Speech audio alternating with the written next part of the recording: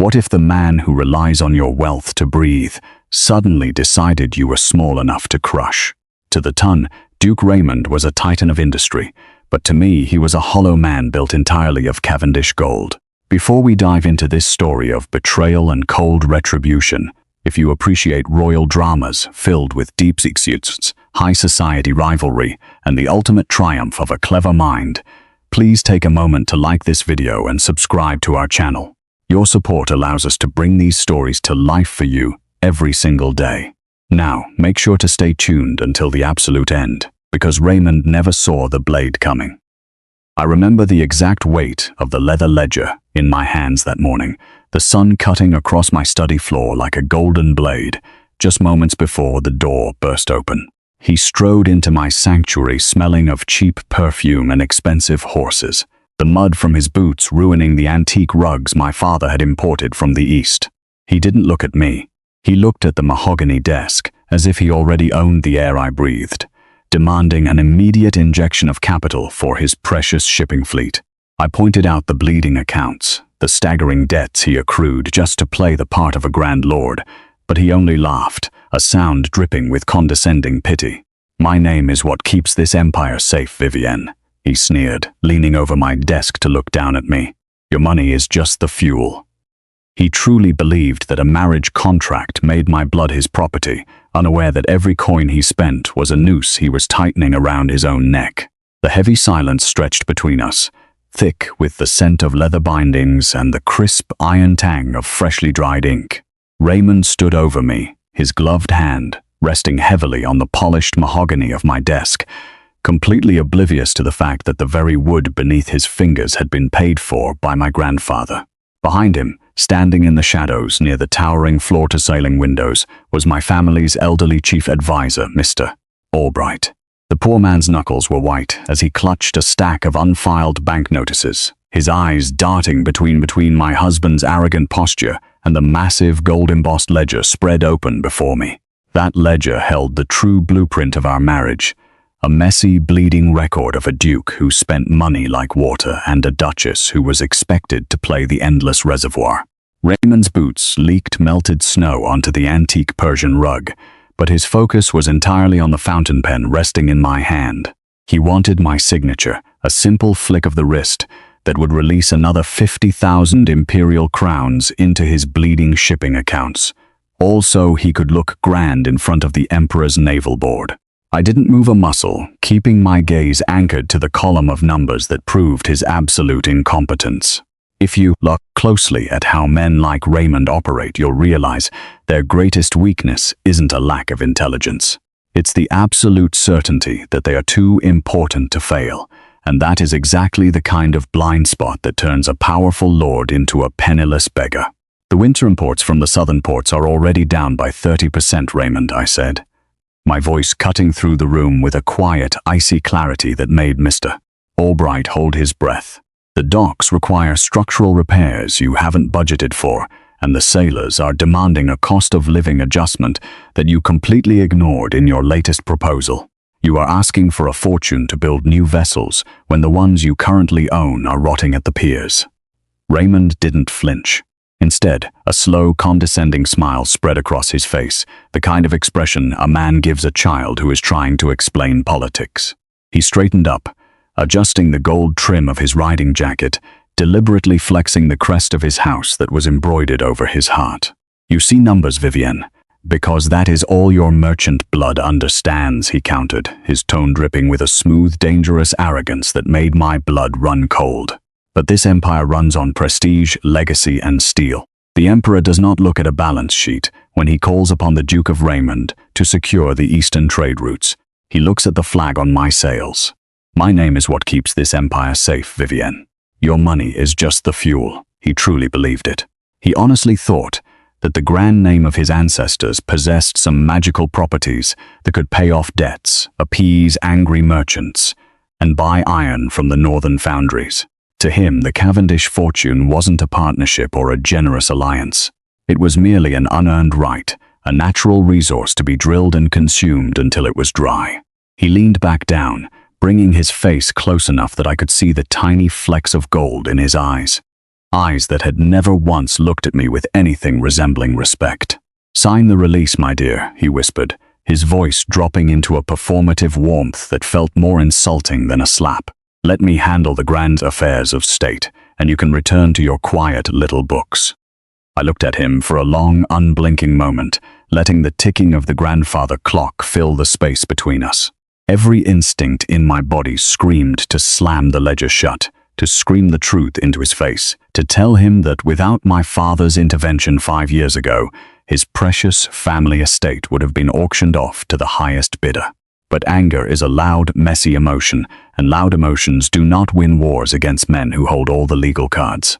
Instead, I forced my hand to remain steady, my fingers lightly brushing the edge of the parchment. I looked past him, catching the worried glint in Mr. Albright's eyes, and I made a decision that would alter the course of our lives forever. If my husband wanted to believe his name was a shield against reality, I was more than happy to let him carry it into the storm alone. The sun always seemed to shine brighter on the wicked, or perhaps it was just the blinding glare reflecting off the diamonds wrapped around Lady Corinna's throat. 3 days after the confrontation in my study, the imperial court had gathered in the palace conservatory for the Empress's spring tea, a sprawling labyrinth of manicured white roses and suffocating aristocratic gossip. I stood near the marble balustrade, a cup of lukewarm jasmine tea cradled in my palms, watching the spectacle unfold at the center of the lawn. If you want to understand how high society operates, you must realize it is not governed by laws, but by cruelty. The tongue can smell a lack of favor the way a hound smells blood, and right now, they were circling me like a pack of wolves, waiting for the final blow. Corinna sat on a plush velvet settee beneath a canopy of blooming wisteria, surrounded by a court of eager young noblewomen who hung on her every word. She was radiant, dressed in a vibrant peach silk gown that was entirely too loud for an afternoon gathering, but consistency was never her goal. Dominance was. She laughed, a high tinkling sound that carried across the manicured lawns, deliberately flashing her wrists to show off her new matching bracelets. The women around her whispered and giggled, their eyes darting toward me with a mixture of pity and malicious glee, silently mocking the Duchess, who had been thoroughly replaced in her own husband's court. The whispers reached a sudden, breathless crescendo as the boxwood hedges parted and Raymond strode into the garden, looking every bit the proud conqueror. He didn't look toward the balustrade, where his wife stood. His eyes were locked entirely on the peach dress. As he approached the settee, the noblewomen parted like the Red Sea, curtsying deeply, but Raymond ignored them all, stepping directly into Corinna's personal space with a familiarity that was borderline scandalous for a public garden. From his breast pocket, he pulled a velvet box, snapping it open to reveal a cascading river of square-cut diamonds that caught the afternoon sun like shards of ice. A collective gasp rippled through the crowd of onlookers. It was the Star of the Levant necklace, a piece I recognized instantly from the imperial jeweler's catalogue, a piece that cost exactly 45,000 crowns, the precise amount I had reluctantly released to his shipping account just 48 hours prior. He had told me the funds were for iron hulls and sailor wages, but here it was, being draped over the delicate collarbones of a countess's penniless daughter. Raymond leaned down, his hands lingering on the back of Corinna's neck as he fastened the clasp, his lips brushing her ear in a public display of affection that flouted every rule of imperial decorum. Corinna lifted her chin, her fingers tracing the heavy, cold gems resting against her skin before her eyes slowly shifted across the lawn, cutting through the crowd until they locked directly onto mine. She didn't look away. Instead, a slow, cruel, and entirely unbothered smirk spread across her painted lips. It was a look of absolute triumph, a silent declaration that she had not only stolen the Duke's heart, but his purse, his power, and my dignity. She knew, just as everyone in that garden knew, that a gentleman did not flagrantly insult his Duchess unless he considered her completely powerless to stop him. The noblewomen around her began to whisper louder, their fans fluttering like the wings of panicked birds as they watched for my reaction. I could feel the heat rising in my neck, the heavy, suffocating weight of humiliation pressing down on my chest as Raymond laughed at something. Corinna murmured, his hand resting possessively on her waist in full view of the entire court. They wanted me to shatter. They wanted me to drop my teacup, to storm across the grass, or to flee to my carriage in tears so they could spend the next 3 months dissecting my breakdown over tea. But as I stared back into Corinna's smug, victorious eyes, the warmth in my veins didn't turn to tears, it turned to ice, a freezing, immovable resolve that hardened around my heart like iron. They thought they were watching my social funeral, completely unaware that they were actually standing in the shadow of the architect who was about to dismantle their entire world brick by bitter brick. The air inside the imperial ballroom was thick with the suffocating scent of roasted wax, heavy perfumes, and the distinct electric tension of an impending execution. It was the night of the midsummer ball, the grandest, most sacred social event on the empire's calendar, where every movement was dictated by centuries of rigid tradition. I stood at the edge of the glittering parquet floor, the heavy silk of my midnight blue gown spilling around me like a pool of dark water, my diamonds catching the light of 1,000 crystal chandeliers. Tonight, protocol demanded that the first dance, the sovereign's waltz, be shared between the highest-ranking couple in attendance, a public reaffirmation of the alliances that held the nobility together. I waited, my posture flawless, expecting Raymond to at least pretend to honor our vows for the sake of the crown. But arrogance has a way of stripping a man of his common sense, and Raymond was entirely drunk on his own perceived invincibility. As the orchestra tuned their strings, a breathless hush fell over the 300 nobles packed into the hall. Raymond stepped onto the floor, looking magnificent in his formal white and gold military regalia, but he didn't turn toward me. Instead, with a shocking, calculated deliberation that felt like a physical blow to the room, he walked right past where I stood. He stopped directly in front of Lady Corinna, who was draped in a scandalous crimson gown that practically screamed for attention. He bowed low, extending his gloved hand to her, bypassing his wife in front of the emperor, the foreign dignitaries, and the entire high society. The gasp that rippled through the crowd was sharp and collective, a wave of pure shock that froze the breath in every throat. The music swelled, a haunting, sweeping waltz that seemed to mock the rigid stillness of my body. Raymond swept Corinna onto the floor, spinning her through the center of the room with an effortless, practiced grace. They moved together like a king and queen, completely ignoring the scandalized whispers breaking out along the sidelines. Corinna's laughter floated above the music, light and mocking, as she rested her hand on his shoulder, her diamond necklace flashing under the chandelier light. If you have ever wondered what it feels like to watch your public humiliation performed as art, it is a cold, hollow sensation that paralyzes your muscles. But as I stood there under the burning stares of 100 gossips, I didn't let a single flicker of pain cross my face. Then came the crescendo. As the waltz reached its dramatic peak, right in the exact geometric center of the ballroom floor, where no one could look away, the music seemed to stretch. Corinna suddenly tightened her grip on Raymond's shoulder, pulling his face down to hers, and pressed her lips against his in a passionate, deeply inappropriate, and utterly scandalous kiss. It was an undeniable violation of imperial decorum, a blatant act of disrespect to the crown, but the true malice of the act wasn't the kiss itself. It was what Corinna did while her lips were locked with my husband's. She opened her eyes, tilted her head slightly, and looked directly over his shoulder, locking her gaze straight onto mine. It was a smug, venomous, and completely triumphant glare, a silent declaration that she had utterly destroyed me. The orchestra faltered, a violin string screeching in discord as the musicians lost their rhythm in shock. The entire ballroom suffocated in a dead, horrified silence. Even the fans stopped fluttering.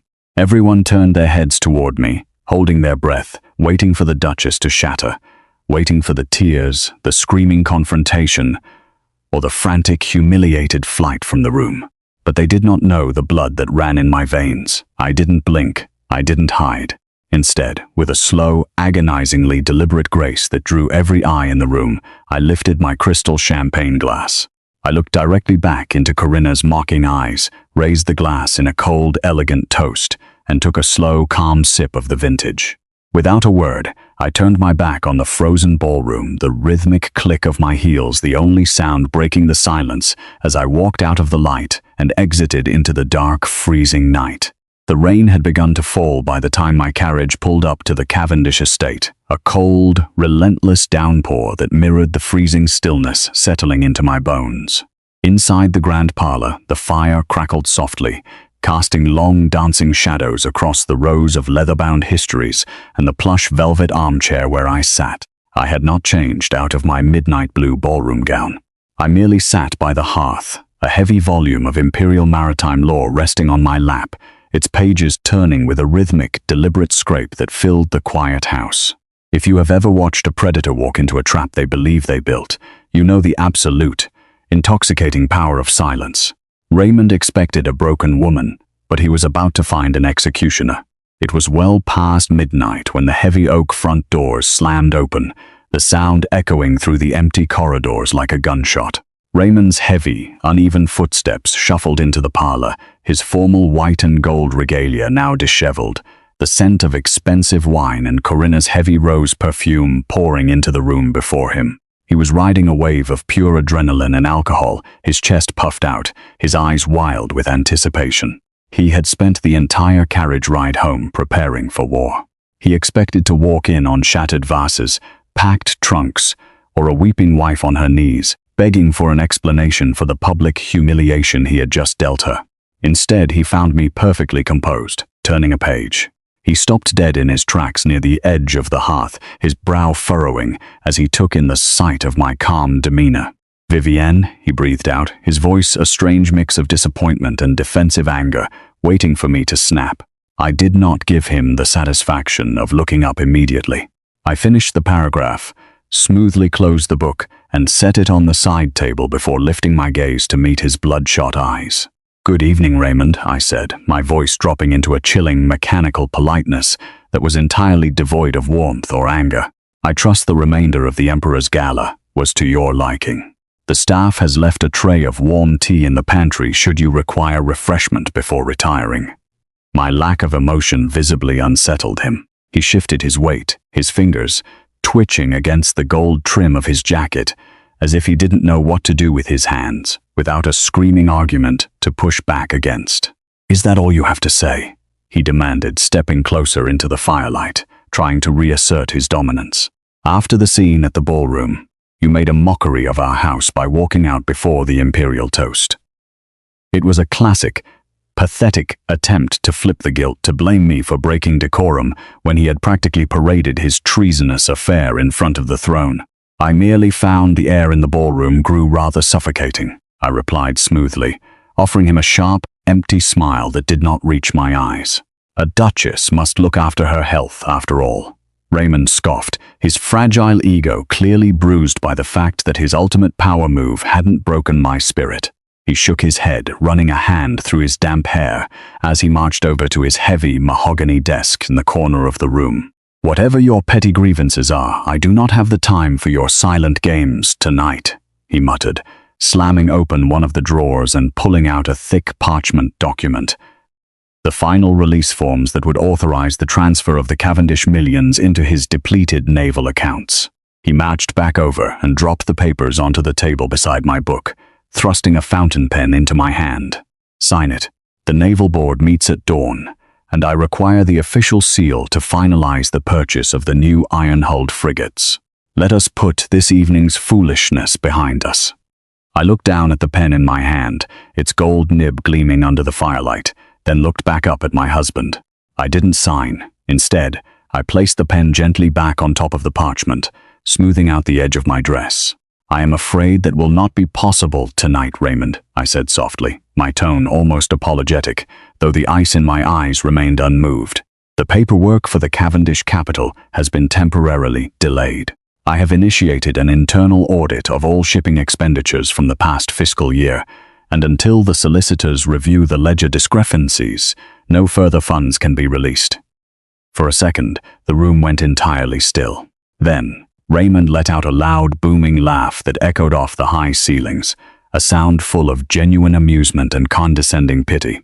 He shook his head, leaning over my chair just as he had done days prior, thoroughly convinced that this was nothing more than a scorned housewife trying to flex her tiny muscles.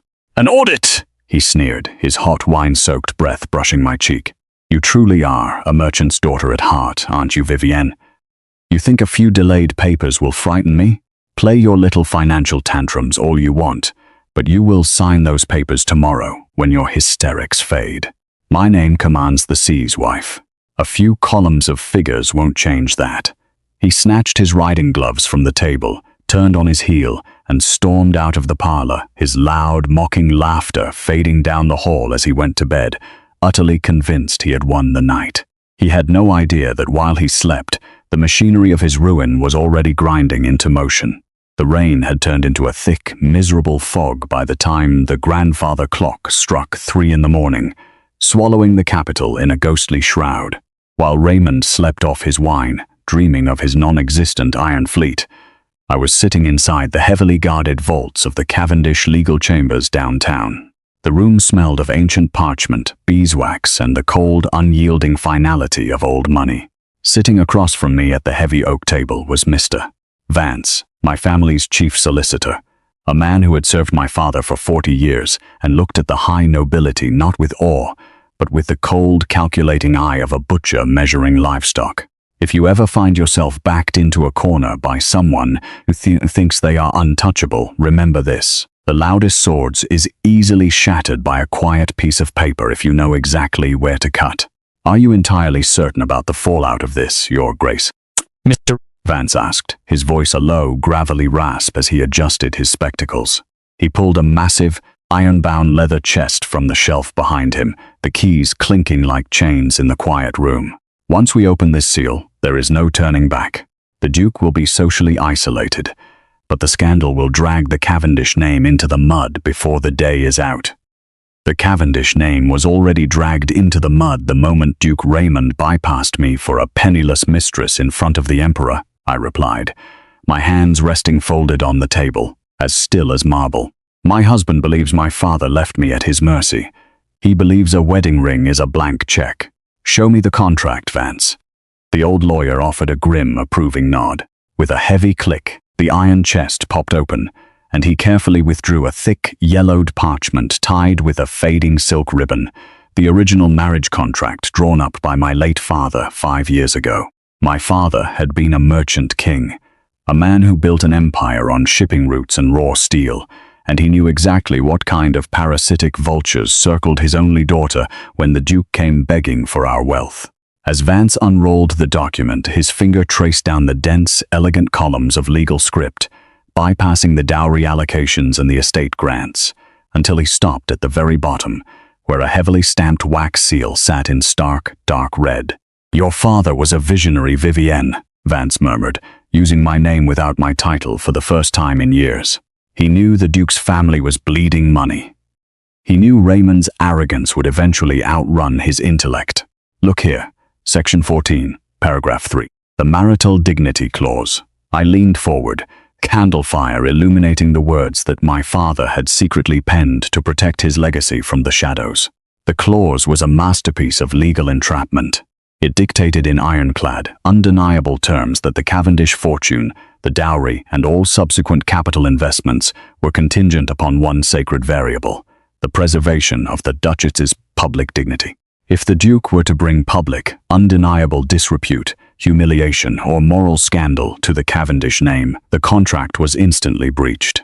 Under imperial maritime and civil law, the Duchess would retain the sole unilateral right to instantly freeze every asset, reclaim every outstanding loan, and withdraw all funding from the Duke's enterprises without his consent. The kiss at the midsummer ball, I whispered, a cold smile finally touching my lips. 300 noble witnesses. The Emperor himself saw it. It is undeniable. It is more than enough, Vance agreed, sliding a fresh, officially stamped imperial decree across the table toward me. It was the execution order, the legal mechanism that would trigger the clause and shut down every bank account, every credit line, and every shipping asset bearing the Raymond name. Sign this, Your Grace, and by sunrise, Duke Raymond will not have enough credit to buy a single loaf of bread in this capital. I picked up the heavy silver fountain pen, dipping its gold nib into the deep black inkwell. I didn't hesitate for a single second. The memory of Corinna's smug, mocking smirk from the ballroom floor flashed through my mind, followed by Raymond's arrogant laughter in our parlor, telling me my money was just the fuel for his grand name. I pressed the nib to the parchment, my signature flowing across the page with a sharp, decisive scratch that sounded like the snapping of a bone. As I pressed my family's signet ring into the hot wax at the bottom of the page, I felt the heavy weight of humiliation lift from my shoulders, replaced by a terrifying, beautiful sense of absolute power. Raymond thought he had married a quiet bank account, but he was about to find out that when you abuse the hand that feeds you, it doesn't just stop feeding, it tightens into a fist. The next afternoon, the sky over the capital's imperial shipping docks was a bruised, heavy gray, weeping a miserable drizzle that coated the cobblestones in a slick grease. Raymond arrived in his high-end, custom black carriage, the gilded crest of his house, splattered with mud from his frantic ride from the capital. He was late for his morning meeting with the naval board, but he didn't care. His mind was still buzzing with the thrill of the previous night's scandal and the smug certainty that he would soon force me to sign his funding papers. He stepped out of the carriage, adjusting his expensive velvet coat, fully expecting to hear the comforting, chaotic roar of his massive shipping empire, the shouting of sailors, the groaning of crane ropes, and the rhythmic thud of iron hulls against the timber piers. Instead, as he walked toward the main gates, he was hit by a wall of absolute, terrifying silence. The main thoroughfare, usually choked with hundreds of laborers and cargo wagons, was completely paralyzed. Raymond's stride faltered, his brow furrowing as his boots spluttered in the puddles. He pushed his way through a growing, murmuring crowd of rough-faced dock workers, only to freeze dead in his tracks as he reached the harbor checkpoint. The iron gates were swung shut and locked with heavy iron chains. Standing in front of them, their muskets held across their chests in a rigid, unyielding line, were 12 imperial guards wearing the deep blue sashes of the Crown Court. Behind them, sitting at makeshift folding tables directly on the wet wooden piers, were a dozen stone-faced men in sharp, grey wool suits, Cavendish financial auditors, their pens scratching furiously into massive stacks of seized ledger books. "What is the meaning of this insolence?" Raymond roared, his face flushing a dangerous, violent red as he marched straight toward the line of guards. "I am Duke Raymond. Remove these chains immediately, or I will have every single one of you stripped of your ranks and thrown into the imperial dungeon." The guards didn't move an inch, their eyes staring straight ahead, as if the Duke were nothing more than a passing breeze. From behind the line of bayonets, an older man in a soaked captain's uniform stepped forward, his leather tricorn hat dripping water onto his weathered face. It was Captain Higgins, the longest-serving commander of Raymond's merchant fleet, a man who had sailed the treacherous eastern routes for 20 years. Higgins didn't offer a salute. His face was a mask of grim, exhausted despair as he looked at his employer. "It's no use, Your Grace," Higgins said, his voice a low, gravelly rasp that barely carried over the lapping waves. The harbour master received an official imperial decree at the stroke of dawn, backed by a high court injunction. "They've chained the ships to the piers, Your Grace. The sovereign of the seas, the Titan, the Iron Crown, every single vessel bearing your name has been legally impounded by House Cavendish." Raymond let out a sharp, hysterical laugh, his fingers twitching violently against his gold-trimmed pockets. "Impounded? By whose authority? My wife is a hysterical woman throwing a petty domestic tantrum. She has no legal right to touch my fleet." "She didn't just touch it, sir. She took it back," Higgins replied, holding out a crumpled sheet of parchment, stamped with a fresh, dark red wax seal that Raymond recognized with a sickening jolt of horror. It was the Cavendish signet. The bank accounts have been entirely wiped clean. When the payroll clerks went to draw the monthly wages this morning, the vault managers turned them away. Every credit line we have with the imperial banking houses has been frozen solid. The crew's paychecks, they've all bounced, sir. Every single one of them. Raymond felt the blood instantly drain from his face, a cold, suffocating dizziness washing over him as the wet harbor wind whipped against his cheeks. "No," he whispered, his grand, arrogant posture suddenly shrinking as the reality of the situation began to claw its way into his brain. "No, that's impossible. There are tens of thousands of crowns in those accounts." "Not anymore. A sharp, precise voice cut through the fog. One of the grey-suited Cavendish auditors stood up from his ledger, looking at Raymond with the detached, merciless pity of a tax collector. Under the execution of the marital dignity clause, Duchess Vivienne has legally withdrawn all Cavendish capital, dowry investments, and outstanding loans from your enterprise. Furthermore, since your shipping line operates on a rolling credit system backed entirely by her family's collateral, you are now legally liable for the immediate repayment of 250,000 crowns in outstanding manufacturing debts to the northern foundries. The crowd of dock workers behind Raymond began to surge forward, their murmurs turning into an angry, chaotic roar as they realized the rumors were true. They weren't getting paid. "We want our coins, Duke," a rough voice shouted from the back.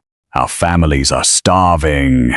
Raymond staggered backward, his hand flying to his chest as if he had been physically struck. 250,000 crowns. It was a sum so catastrophically large it would take 3 generations of his family's ancestral land sales to cover it. He was bankrupt. He was ruined. In that single agonizing moment, looking through the iron gates at his magnificent ships chained up like common thieves under the grey sky, Raymond's mind flashed back to the previous night in the parlor. He remembered his own loud, booming laughter, his arrogant voice echoing off the high ceilings as he told me my money was just the fuel for his grand name. He realized with a sickening, paralyzing horror that I hadn't been throwing a hysterical tantrum. I hadn't been playing a petty, silent game.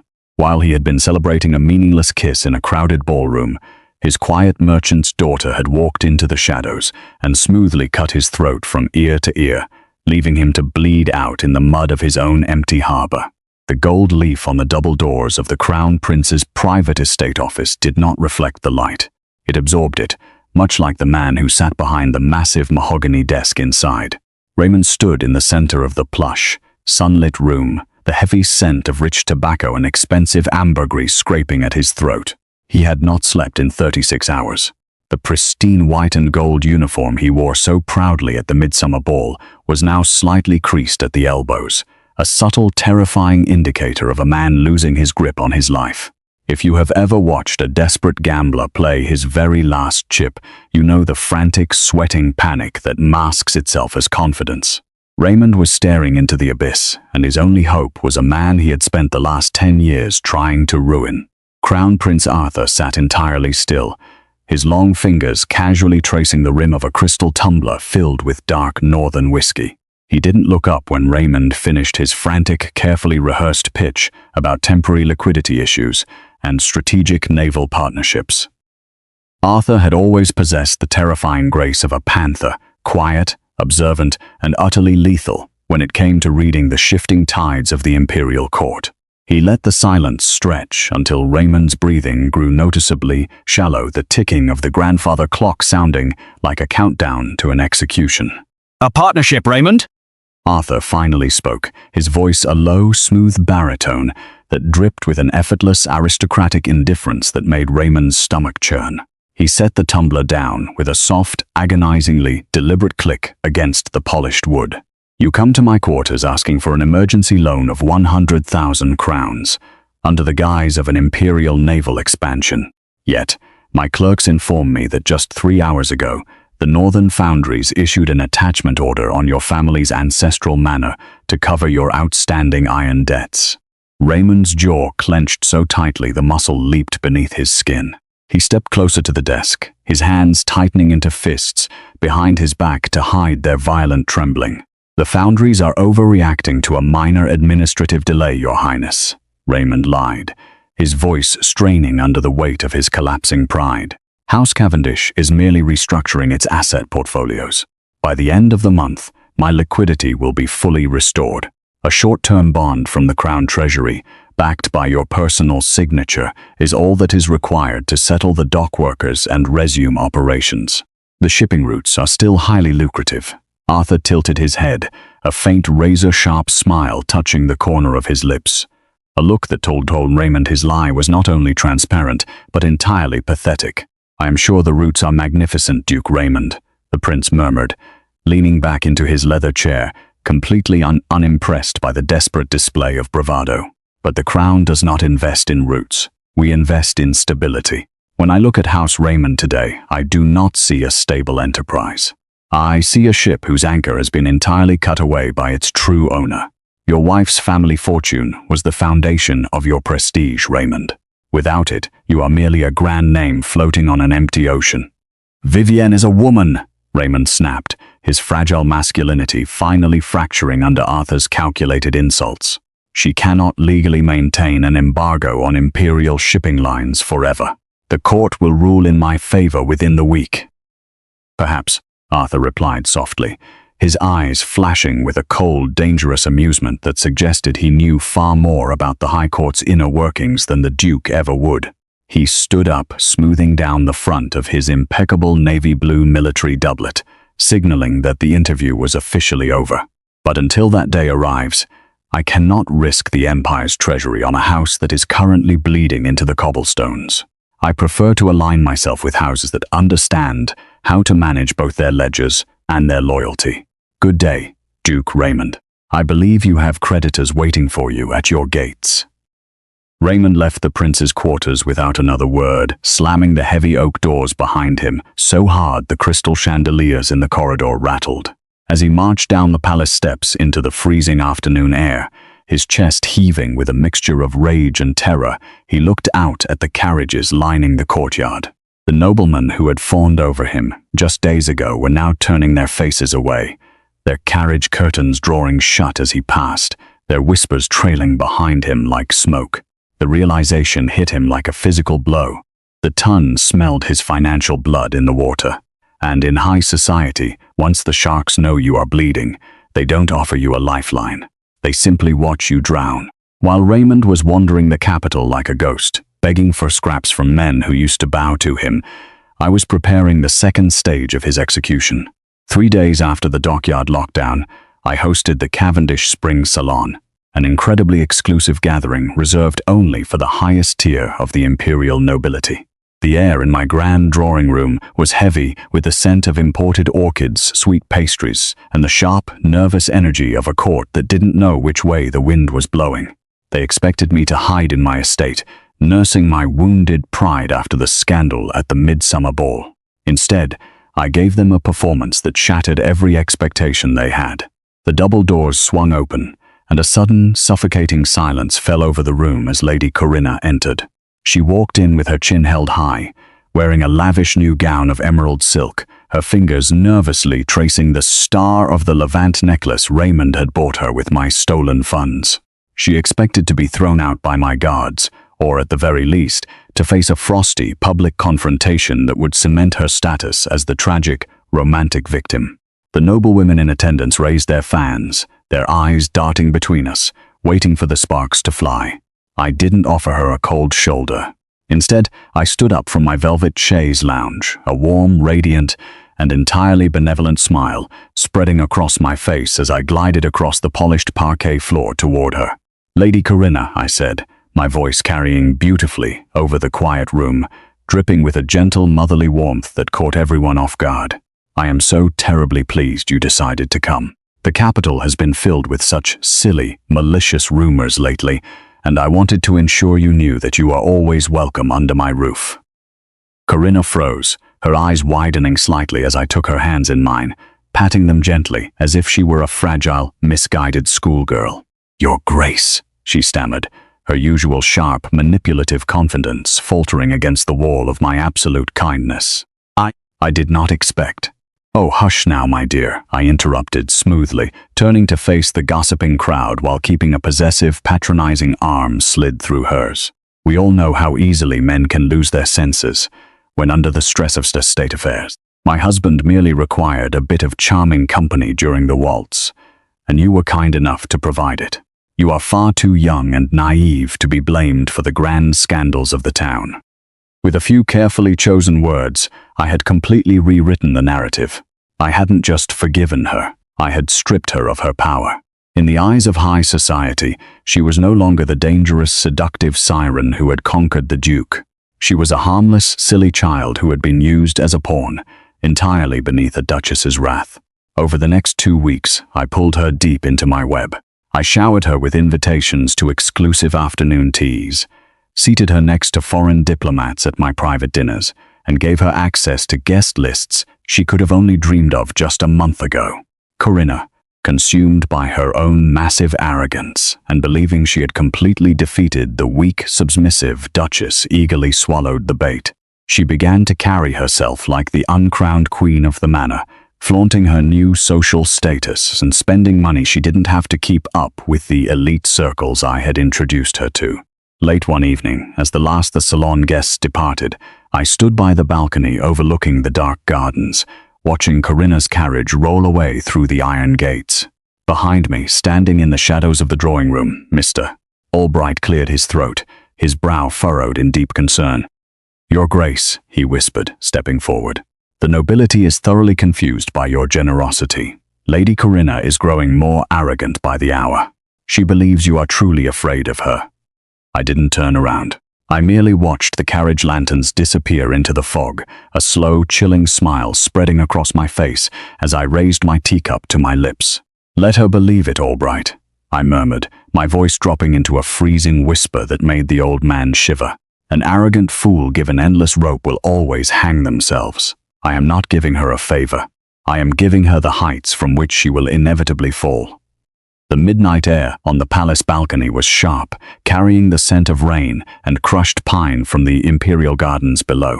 I stood against the stone balustrade, the heavy velvet of my cloak wrapped tightly around me, watching the distant lights of the capital flicker through the mist.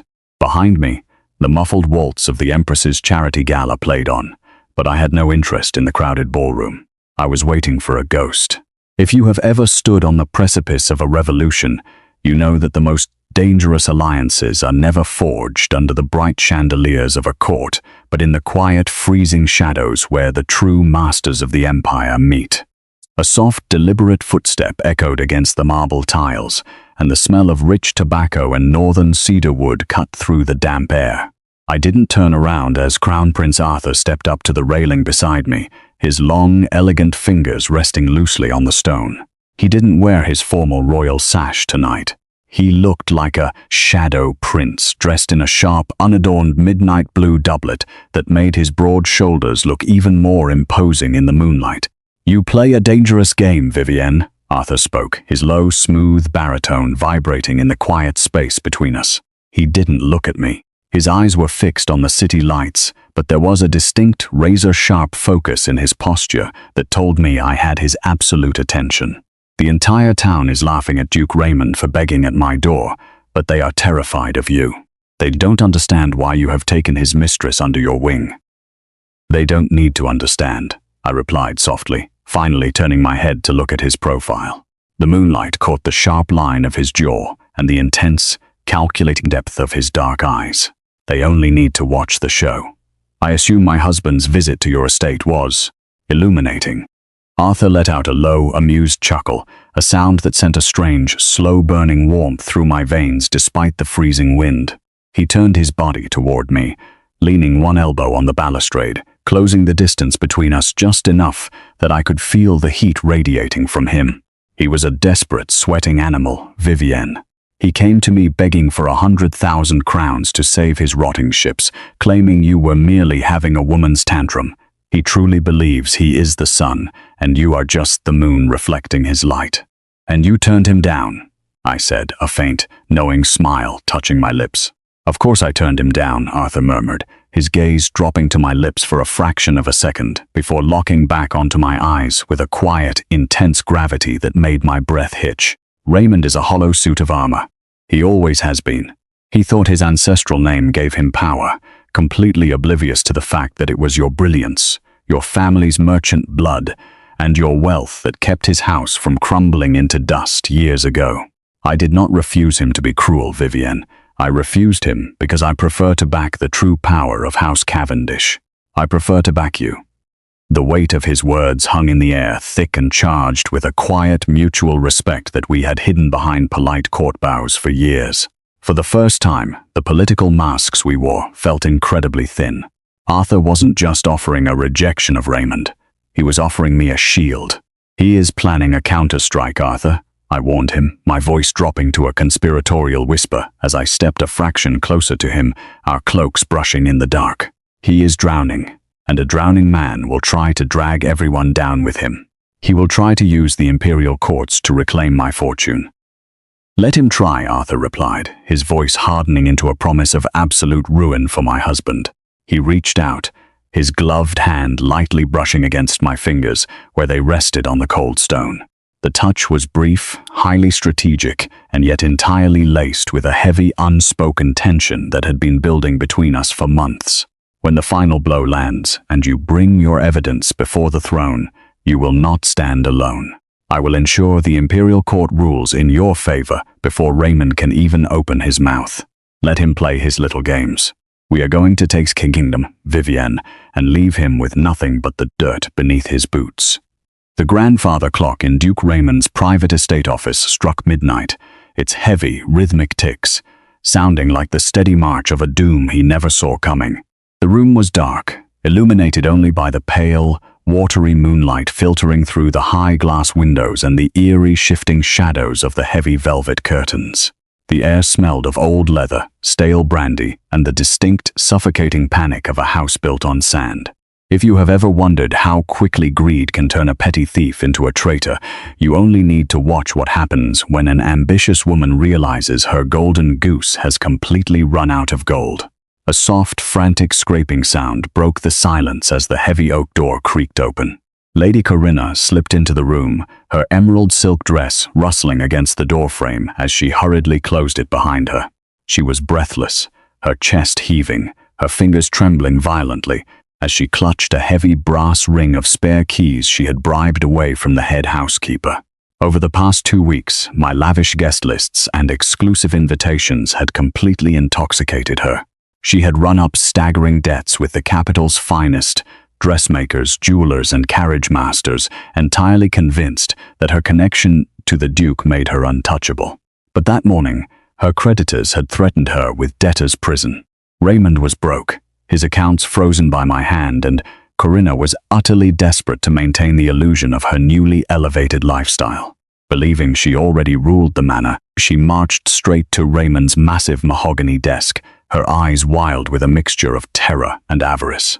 She began trying the keys one by one into the brass lock of the desk's central drawer, her breath catching in her throat with every metallic click. Come on, she hissed into the dark, her pristine fingernails digging into the polished wood. With a sharp snap, the lock finally gave way.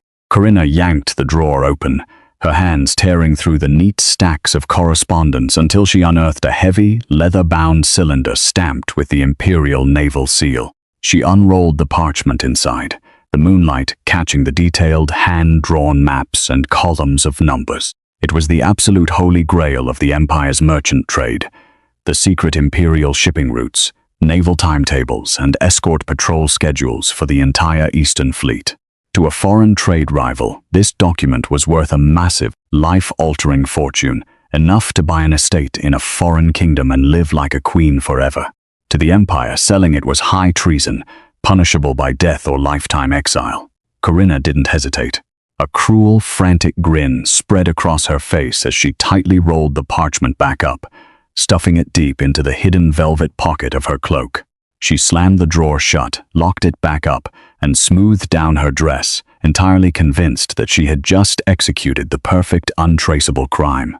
But greed makes people incredibly blind to the eyes in the dark. Directly across from the desk, hidden completely within the deep, suffocating shadows of the floor-to-ceiling velvet drapes, a figure stood as still as stone. It was my personal spy, a shadow merchant Vance had hired from the lower docks, a man whose eyes were completely adjusted to the dark. In his hand, he held a small charcoal pencil and a pocket notebook, silently recording every single movement Corinna made. The exact time she entered, the key she used, the specific seal on the cylinder, and the frantic expression on her face as she committed treason against the crown. He didn't move a muscle as Corinna slipped back out of the room, her footsteps fading down the hallway. The moment the corridor went silent, the shadow stepped out from the curtains, a grim smile touching his lips as he looked toward the window, ready to bring the final piece of the trap straight to my desk. Corinna thought she was stealing her freedom, completely unaware that she had just handed me the very rope I would use to hang her. While Corinna was busy selling imperial secrets in the dark, Raymond was drowning in a panic of his own making. The walls of his ancestral manor felt less like a palace and more like a debtor's prison as the days bled on. Every morning brought a fresh wave of aggressive collectors shouting at his iron gates, and the northern foundries had already begun the legal process to seize his family lands. He was utterly, catastrophically ruined, and his massive ego could not survive the thought of becoming the laughingstock of the empire. He knew there was only one way out of the abyss. He had to break the Cavendish freeze and regain control of my fortune. And if he couldn't get my signature willingly, he would simply strip me of the legal right to say no. Arrogance blended with utter desperation is a terrifying thing, driving a man to concoct plans so dark they leave no room for mercy. Sitting in his dimly lit study, surrounded by half-empty bottles of brandy, Raymond unearthed a dusty volume of ancient imperial civil law. His eyes lit up with a malicious, frantic energy as his finger traced an archaic, weaponized statute, the Hysteria Mandate. It was a cruel, ancient law that allowed a nobleman to declare his wife mentally unfit and hysterical if her actions threatened the financial stability of the household. If he could prove I was mad, the High Court would strip me of my independence, lock me away in a remote sanitarium for the rest of my days, and legally transfer the management of the entire Cavendish estate directly into his hands. To execute a plot this vile, Raymond needed a medical signature that couldn't be questioned by the High Court, and he knew exactly which conscience was small enough to buy. Late that evening, a carriage bearing no crest slipped through the back gates of the estate, carrying Dr. Marrow, the corrupt chief physician of the Imperial Asylum. Marrow was a sinister, rat-like man whose medical license was merely a shield for his bottomless greed. Raymond didn't waste time with pleasantries. He tossed a heavy leather pouch filled with his very last 1,000 gold crowns onto the table. It was money he had desperately scraped together by selling his mother's heirloom silver, a final reckless gamble to buy the doctor's loyalty. "The Duchess has been exhibiting terrifying, erratic behavior, Doctor," Raymond sneered, his voice trembling with a manic, performative grief as Marrow's bony fingers counted the coins. "She has locked down the imperial harbors, frozen vital state funds, and keeps chanting nonsensical figures in her sleep. For her own safety and the safety of the duchy, she must be committed immediately."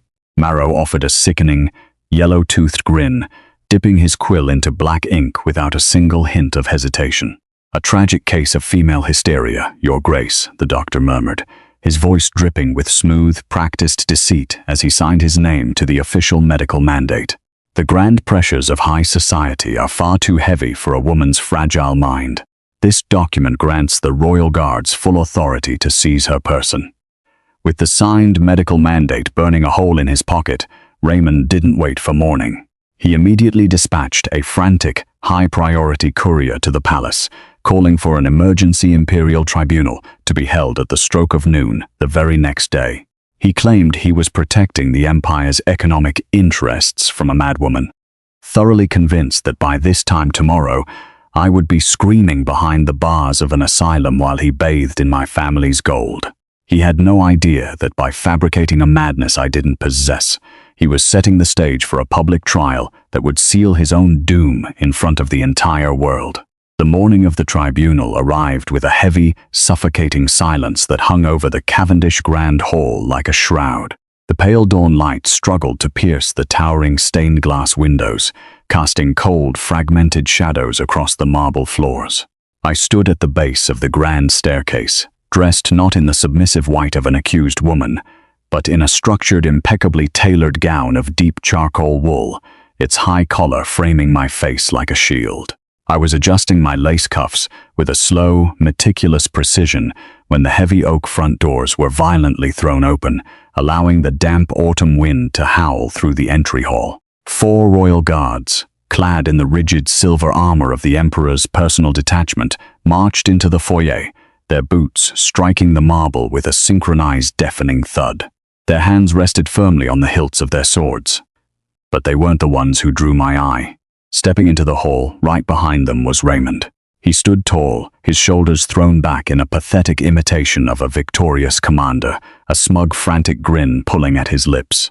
His eyes were wide, glittering with the manic desperation of a drowning man who truly believed he had just found a lifeline. He stepped forward, tapping a roll of parchment against his leather-gloved palm. The signed medical mandate that he believed was my one-way ticket to a sanitarium. "Duchess Vivienne," Raymond announced, his voice booming through the empty hall, with a theatrical dripping condescension that made the guards look uncomfortable. "By order of the imperial court, and under the medical authority of the crown's chief physician, you are hereby summoned to an emergency tribunal. Your erratic, hysterical behavior has threatened the financial stability of this duchy for the last time.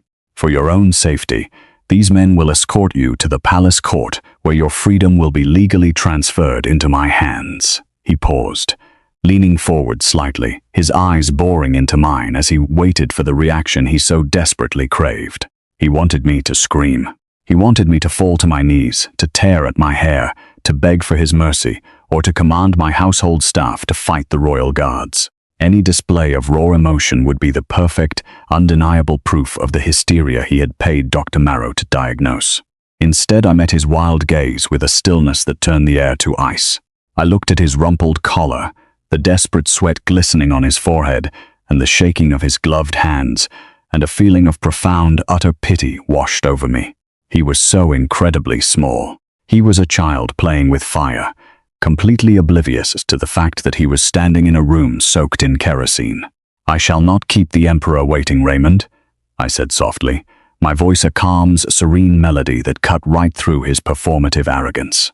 I didn't offer a single word of protest. I didn't even look at the guards. Instead, I turned smoothly toward the mahogany side table where a heavy, sealed black leather portfolio rested. Inside that portfolio sat the charcoal sketches, the intercepted foreign banking receipts, and the handwritten timetables my spy had gathered from his desk, the absolute proof of Corinna's high treason, and the financial records tying Raymond's signature to her accounts.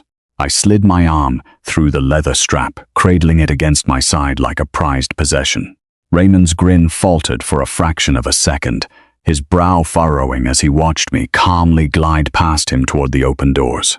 He expected a broken victim, but as the royal guards fell into formation around me, escorting me toward the waiting iron-reinforced carriage, I carried myself like a sovereign marching toward her coronation. I stepped up into the carriage, the velvet curtains framing my face as I looked down at my husband one last time from the window. He thought he was sending me to a dungeon, completely blind to the fact that he was the one walking into the execution chamber. The imperial courtroom was a sprawling amphitheater of white marble and gilded arches, packed to the absolute brim with the highest nobility of the empire. A suffocating heat hung in the air, thick with the scent of melted wax and the nervous, eager sweat of 300 aristocrats who had gathered to watch a duchess fall. Sitting on the elevated velvet benches, the ton muttered behind their ivory fans, their eyes darting hungrily between me and the grand platform where Duke Raymond stood.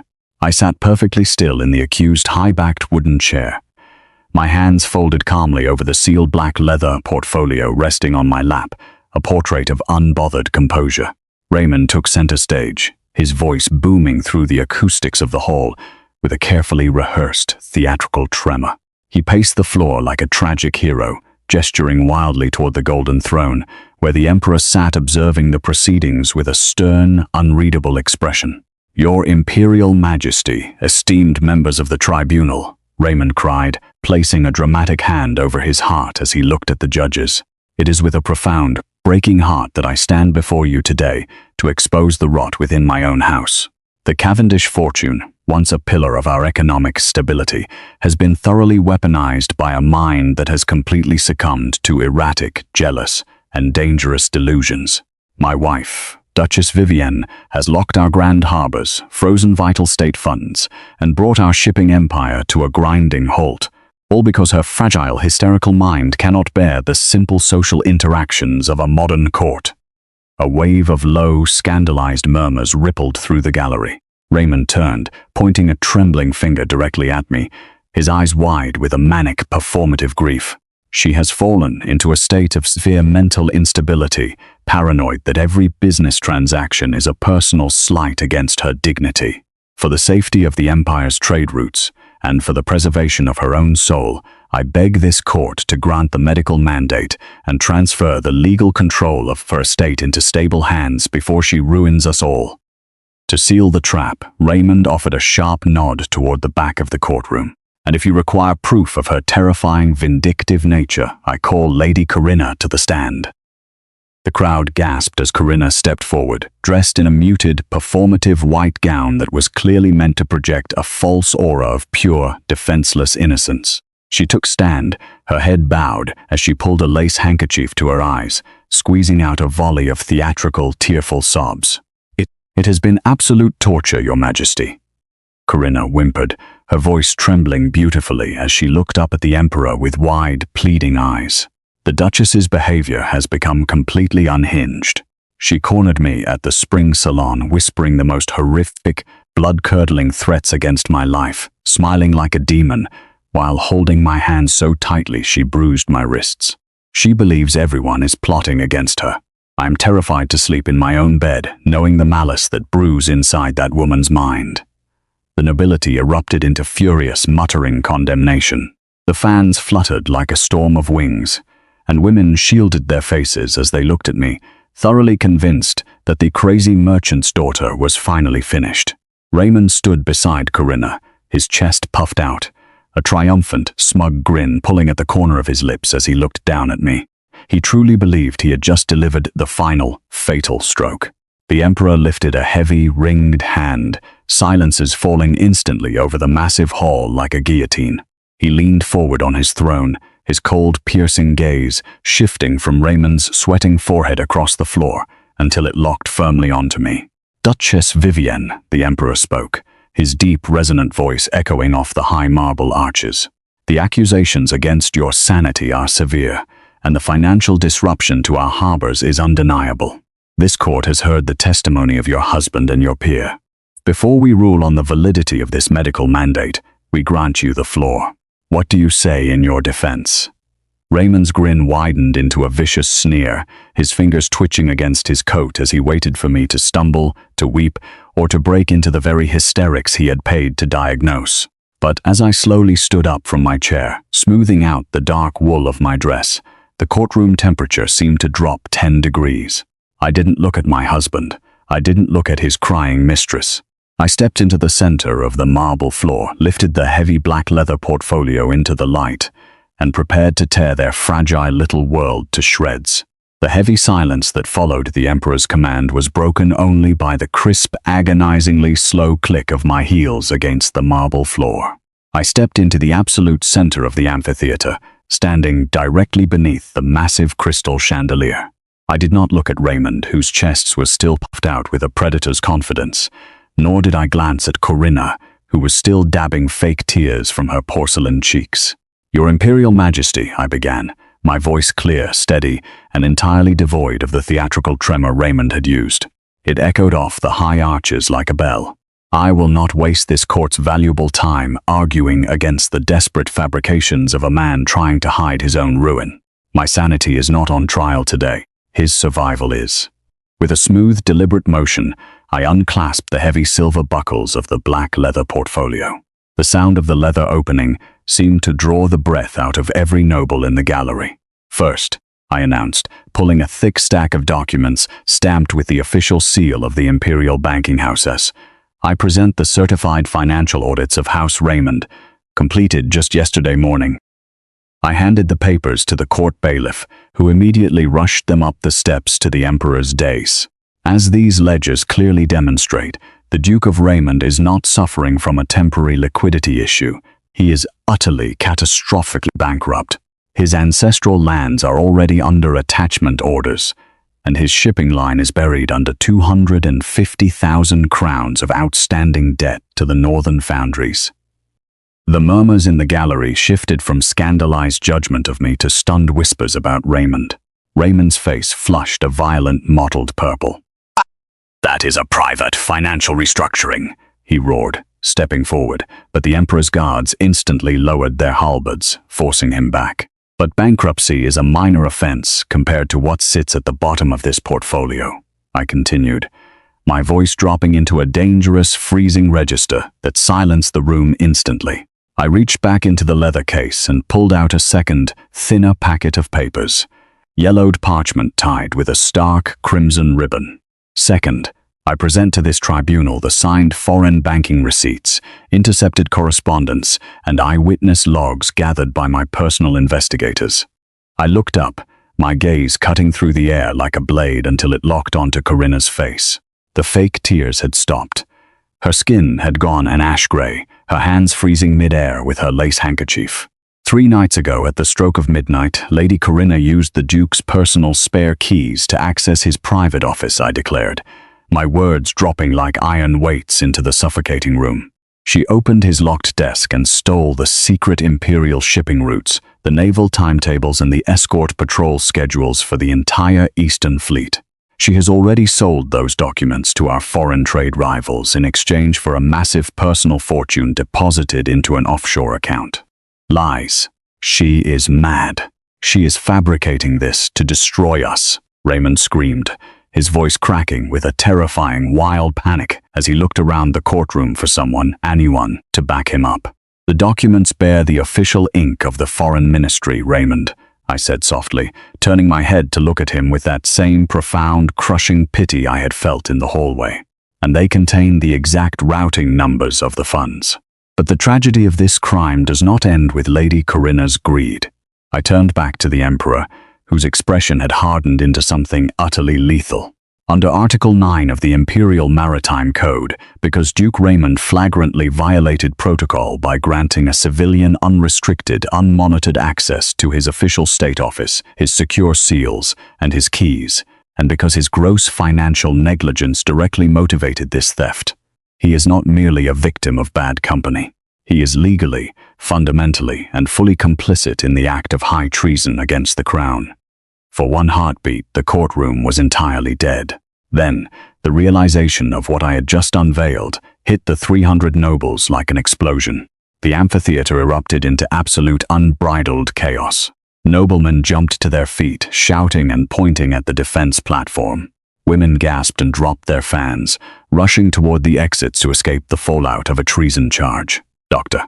Marrow, who had been sitting quietly in the front row, waiting to certify my madness, quietly slipped out of his seat and tried to blend into the panicked crowd.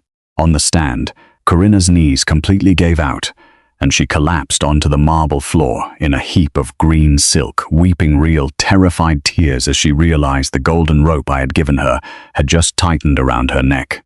Raymond stood frozen in the center of the madness, his mouth opening and closing like a fish out of water, his grand white and gold uniform suddenly looking like a shroud as the Imperial guards began to circle him with drawn stone steel. The Emperor's heavy gavel struck the marble block with a sound like thunder, instantly cutting through the screaming chaos of the gallery. He didn't even look at Dr. Marrow's falsified medical mandate. He tore it in half with his bare hands, tossing the pieces onto the floor before pointing a ringed finger at the trembling Duke. "Silence," the Emperor bellowed, his voice echoing with absolute authority. "The evidence of high treason is absolute. Duke Raymond, by your gross negligence and complicity, you have endangered the very bedrock of this empire. I hereby strip you of your ancestral titles, your lands, and your name. Every remaining asset under your bloodline is immediately seized by the crown to cover your massive state debts." He shifted his lethal gaze to the weeping heap of green silk on the floor. "And as for Lady Corinna, for the crime of selling imperial secrets to our enemies, she is sentenced to lifetime imprisonment in the northern fortress, effective immediately." Raymond fell to his knees, his hands clawing at the polished floor as the Imperial guards grabbed his arms, dragging him and a screaming Corinna out of the courtroom in chains. The Emperor then turned to me, his stern expression softening into a look of profound respect. "Duchess Vivienne," he declared, his voice carrying beautifully over the stunned nobility, "you have protected the empire when those sworn to do so failed. This court grants you an unprecedented imperial decree of absolute divorce. You retain 100% of the Cavendish fortune, your independent estates, and a spotless name. From this day forward, you stand as the sole sovereign of your house." Months later, the air inside the Cavendish Grand Ballroom was light, filled with the soaring melodies of a triumphant symphony and the warm, golden glow of 1,000 crystal chandeliers. It was the night of the Winter Gala, the most spectacular social event of the season, hosted not by a submissive wife, but by the sole independent ruler of the empire's largest shipping conglomerate. The nobility didn't whisper in mockery anymore. They bowed deeply as I passed, their faces filled with an eager, desperate desire to win the favor of the most powerful woman in the capital. Stood near the grand archway, dressed in a breathtaking gown of midnight black velvet encrusted with silver starlight diamonds. Standing openly at my side, his tall, imposing frame dressed in the rich navy and gold of the royal house, was Crown Prince Arthur. He didn't offer the performative, condescending smiles Raymond used to give. His dark eyes held a deep, quiet reverence as he looked down at me, his hand resting gently over mine on the balustrade. "You have built a kingdom out of their ashes, Vivienne," Arthur murmured, his low baritone vibrating with a slow, burning warmth that promised a brilliant, shared future. "The entire court is yours." "I merely balance the ledgers, Arthur," I replied softly, offering him a genuine, radiant smile. As the music reached a sweeping crescendo, my gaze drifted toward the towering floor-to-ceiling glass windows overlooking the estate's iron gates. Outside, the night was pitch black, a freezing, relentless rain splattering against the glass. Down on the dark, muddy cobblestones of the street, completely ignored by the carriage drivers and the passing world, stood a ragged, broken figure.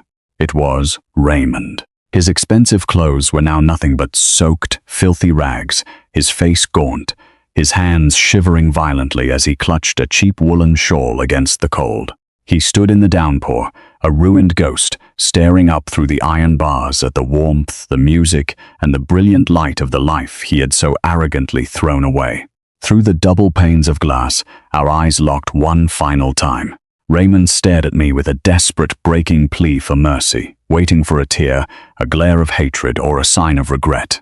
I didn't blink, I didn't frown. Standing in the golden light beside the future emperor, I calmly lifted my glass, gave my ruined ex-husband a slow, victorious, and completely unbothered smile, and reached out. With a smooth, elegant flick of my wrist, I caught the heavy, velvet curtains and pulled them firmly shut, locking Raymond out in the freezing dark forever. The ledger is balanced, but Vivienne's story is just beginning. If you want to watch the empire fall brick by bit or brick, hit that subscribe button, turn on notifications, and drop a comment below telling me your favorite moment of revenge. Thank you for watching.